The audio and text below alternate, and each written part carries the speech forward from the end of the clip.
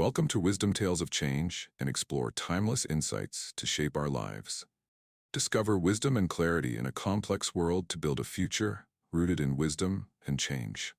After nearly 3 years of fighting death and destruction, Ukraine's president has admitted reluctantly that his country may have to relinquish territory to Russia. In an interview with a French newspaper, he struck a thoughtful tone. We cannot give up our territories. The Ukrainian constitution forbids us to do so, but we do not have the strength to recover them.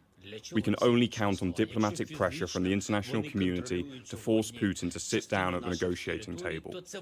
It is only a few weeks since President Zelensky raised the spectre of a resolution when he told Sky News that NATO membership would end the war.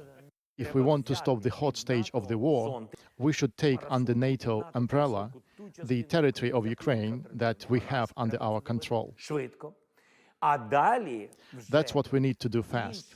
And then Ukraine can get back the other part of its territory diplomatically. All right, so Russia's top military guy just made this crazy statement. That's got everyone talking, basically. Yeah. He said, arms control agreements out the window. You sent over some breaking news and some expert analysis, even video clips, so we can really dive into this. We're going to try to figure out what General Gerasimov's statement really means, see how it connects to what President Zelensky is saying about the situation in Ukraine. By the end, you'll know how all this power is shifting around the world. Yeah, so this statement Gerasimov made on December 18th is fascinating. You know, he said that traditional arms control is a thing of the past. And this could be a turning point. Not just tough talk. This could actually trigger a whole new arms race as countries figure out how to protect themselves now that these old agreements are gone. And he didn't hold back on who he thinks is to blame. Right. Gerasimov pointed the finger right at the West, saying they're the ones who've been messing things up, undermining all the trust. Yeah. And making conflict worse around the world. And that arms race I mentioned, think about what that means for you. All this military spending around the world, that's going to affect the economy. You could see higher taxes or even cuts to social programs as governments change their priorities. Yeah, so we've got Trendall, all this tension building up, and then Zelensky makes a pretty big admission. He basically said Ukraine doesn't have the power right now to take back Crimea and the Donbas from Russia. Yeah, that's a major statement from Zelensky. He's been a symbol of resistance this whole time, but he's acknowledging that military force alone won't solve this. He's asking for more diplomatic pressure on Putin, but he's also criticizing the West for not helping Ukraine enough early on, it seems like. He's trying to walk a fine line. Yeah, you're right. That's a really important point, what Zelensky is saying. It shows that we need some creative solutions here. We need to think beyond just military aid. What would a strong diplomatic approach look like? This is where international organizations, they could play a huge role in trying to resolve this conflict. And this is where you come in. How can you, as a citizen, advocate for better diplomacy? Could you contact your representatives or join an advocacy group? If enough people do these things, it could really push for peaceful solutions. Now, before we go any further, I think we should explain this Gerasimov doctrine for our listeners. It's been talked about a lot, but I don't think everyone really gets what it means and why it matters here. Okay, so in the West, people often see the Gerasimov doctrine as this master plan for Russia to take over the world. But it's actually more complicated than that. What Gerasimov really wrote about was how to use all the tools you have, military ones, economic ones, even information, to achieve your goals. But some people say this whole doctrine thing is overblown by the West. Is it really? Yeah. This genius plan for world domination? Or is it something else? When you simplify it like that, it sounds like a spy movie. But it's really about achieving your goals without always resorting to traditional warfare. It's about understanding that the modern world is interconnected and using that to your advantage. So we're not talking about tanks rolling across borders. We're talking about cyber attacks, economic pressure, disinformation campaigns. Exactly. And these tactics can be very effective in today's world where everything is connected. Think about how they could disrupt things like power grids, financial systems, even the online services we use every day. You know, just the other day, I was reading about that cyber attack on that big European bank. Thousands of customers locked out of their accounts for days. It was chaos. That's exactly the kind of thing we're talking about. Right, exactly. That's just one example. And then there are disinformation campaigns. They can manipulate public opinion and cause problems within societies. So how does this Gerasimov doctrine, as it's understood in the West, how does it connect to what Gerasimov is saying now about arms control? Is this a sign that Russia is going to use these? More unconventional tactics? Even more? That's the question that a lot of analysts are asking right now. It's too early to know for sure. But what Gerasimov is saying, it definitely raises some concerns if these traditional arms control agreements are really a thing of the past. Like he said, it could make the world a much more dangerous and unpredictable place. A world where the rules are always changing and the line between peace and conflict gets blurrier and blurrier. Yeah, and that's the kind of world where these hybrid warfare tactics can really thrive. It makes it harder to stop aggression and increases the chances of miscalculation. Oh, where does that leave us? We've got rising tensions, a possible new arms race, and a world where the old rules don't apply anymore. It's a lot to take in. It is, but understanding what's happening, that's the first step to figuring out how to navigate this complicated situation. Feels like we're in this totally new world of geopolitics. And the old ways of doing things, they just don't apply anymore. And Gerasimov, he really made that clear when he talked about Russia's growing partnerships with countries like China, India, Iran, North Korea, and Venezuela. Right, and that shift with Russia partnering with those countries, it makes what Zelensky's dealing with even more complicated. It's not just a regional conflict anymore. It could be a whole realignment of global power. And it's not just about those countries feeling ignored by the West. They also see potential benefits in working with Russia, or even with each other. Like China, they're looking for new markets, new resources to fuel their economic growth. And Russia, with all its natural resources, becomes a key partner for them. So it's like this giant chessboard Yeah. where all the pieces are moving around. And some players are willing to make some risky moves to change the whole game. Exactly. And that's a real challenge for Western policymakers who are used to being in control. The old ways of containing and deterring threats, they might not work so well in this new world. So if those old tools aren't going to work, what are some new approaches that we might need? For one thing, we need to move away from this idea that it's always a win-lose situation. We need to find ways to engage with these rising powers, not just try to hold them back. That means building relationships, finding common interests, and working together to solve problems that affect everyone. Definitely climate change. It's a global threat, and it requires global cooperation. It's an area where we could potentially find common ground with countries like China and India, even if we disagree on other things. So instead of just focusing on military power, we need to think more creatively about how to build a safer world through collaboration and diplomacy. Absolutely. It's going to require a change in how we think, a willingness to talk to each other, and a commitment to finding solutions that benefit everyone, not just the select few. And this brings us back to the whole Gerasimov doctrine idea and how it fits into this new world order. Some analysts see it as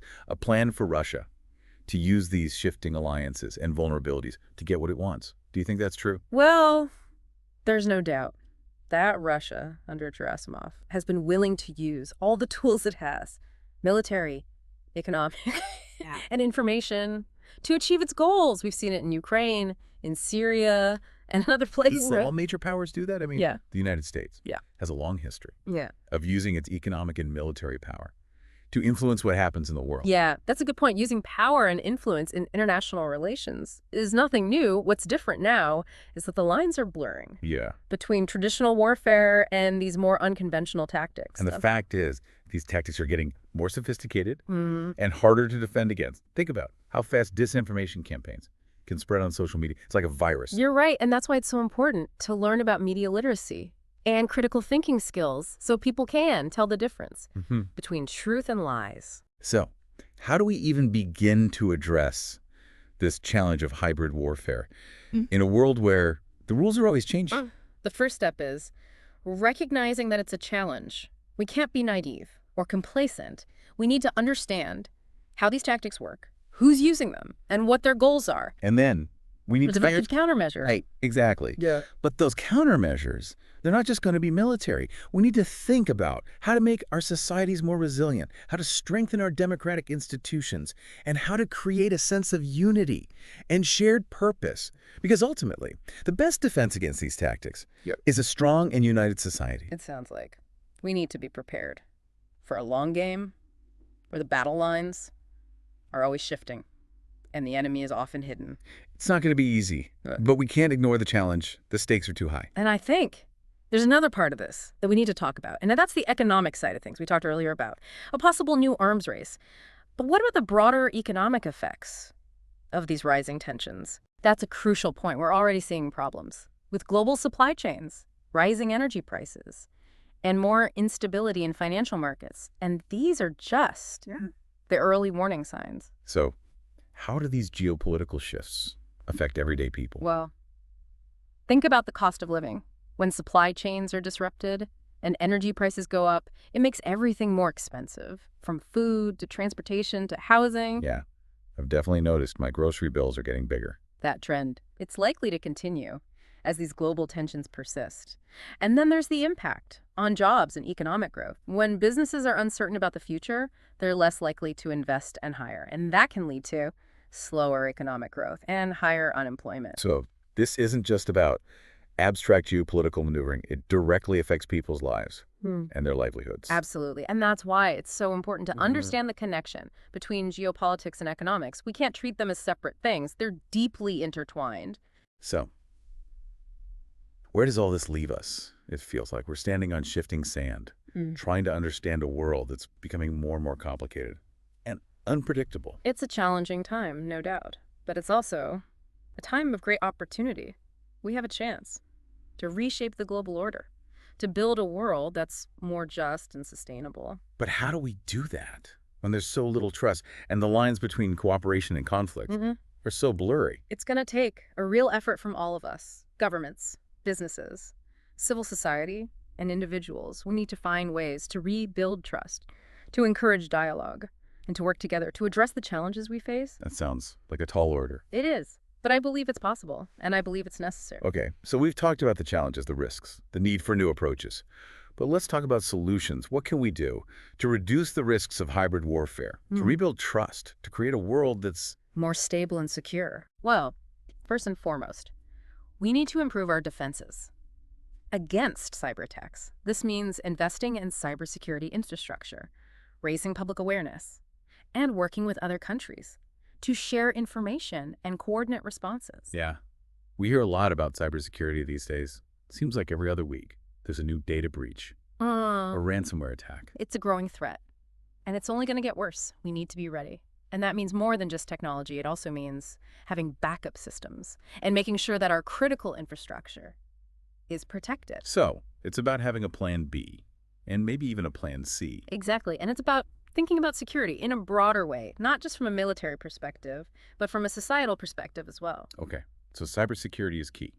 What about disinformation? How do we fight the spread of fake news and propaganda when information travels so quickly? That's another big challenge, and there's no easy answer. But there are a few things we can do. First, we need to promote media literacy and critical thinking skills so people can tell the difference between what's true and what's not. So, teaching people how to be more careful about the information they consume. Right. And we need to hold social media platforms accountable for the content they allow. They need to do more to stop the spread of disinformation and hate speech. It feels like it's a never-ending battle, trying to keep up with all the algorithms and the way information spreads online. It is, but we can't give up. We need to keep pushing for more transparency and accountability from these tech giants. And what about diplomacy? You talked before about the need for new approaches to diplomacy in this multipolar world. What does that look like in practice? Well, it means being willing to engage with countries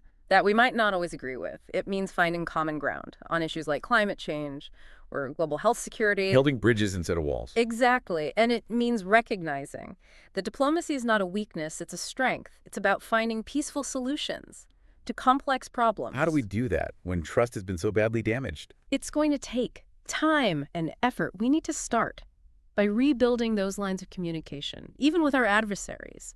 We need to find ways to reduce tensions and create an environment that's more conducive to dialogue. It sounds like a delicate balancing act. It is, but it's a balance we need to find if we want to avoid a future of constant conflict and instability. So, what does all of this mean for us, for everyday people, trying to make sense of this increasingly complicated world?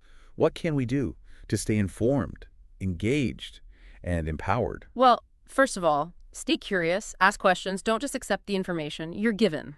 At face value. Be skeptical, think critically. Exactly, and don't underestimate the power of your own voice. Get involved in your community. Support organizations that are working to promote peace and security. Make your voice heard on issues that matter to you. Don't just stand by. Get involved. And remember, hope is not a passive emotion. It's a call to action. You know, this deep dive has really made me think that we're not just watching all this happen.